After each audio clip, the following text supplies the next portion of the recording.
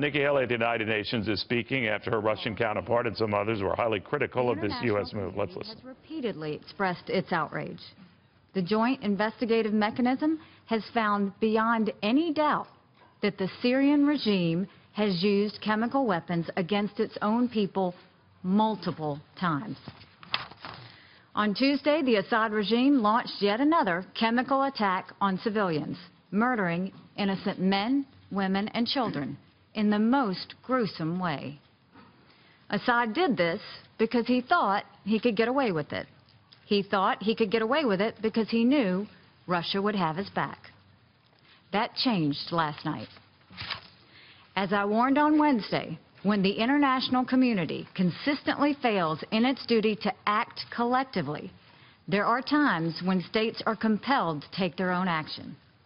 The indiscriminate use of chemical weapons against innocent civilians is one of those times. The United States will not stand by when chemical weapons are used. It is in our vital national security interest to prevent the spread and use of chemical weapons. Our military destroyed the airfield from which this week's chemical strike took place. We were fully justified in doing so. The moral stain of the Assad regime could no longer go unanswered. His crimes against humanity could no longer be met with empty words. It was time to say enough, but not only say it, it was time to act. Bashar al-Assad must never use chemical weapons again, ever. Now, while the Syrian regime is responsible for the chemical weapons attack, it is not the only guilty party.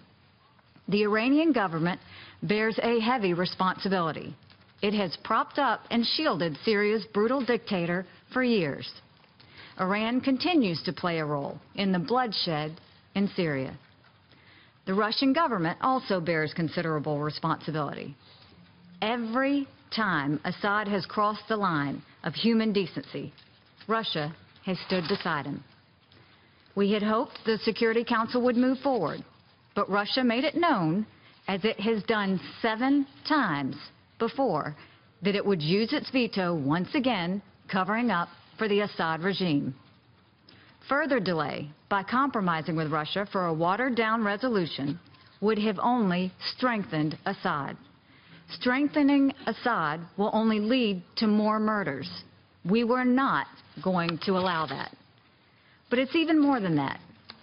Russia is supposed to be a guarantor of the removal of chemical weapons from Syria. Think about that. Russia is supposed to have removed all the chemical weapons from Syria.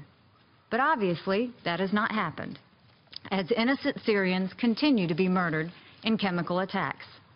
Let's think about the possible reasons for Russia's failure. It could be that Russia is knowingly allowing chemical weapons to remain in Syria. It could be that Russia has been incompetent in its efforts to remove the chemical weapons. Or it could be that the Assad regime is playing the Russians for fools, telling them that there are no chemical weapons, all the while stockpiling them on their bases.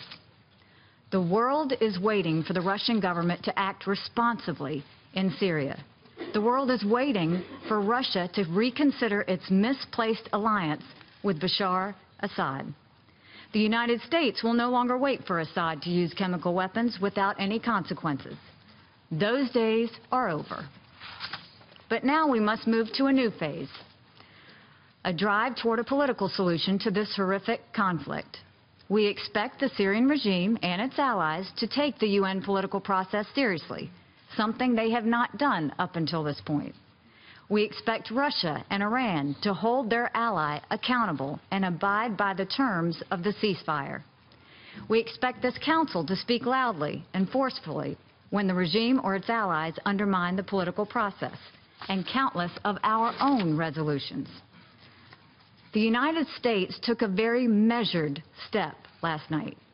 We are prepared to do more, but we hope that will not be necessary. It is time for all civilized nations to stop the horrors that are taking place in Syria and demand a political solution. Thank you.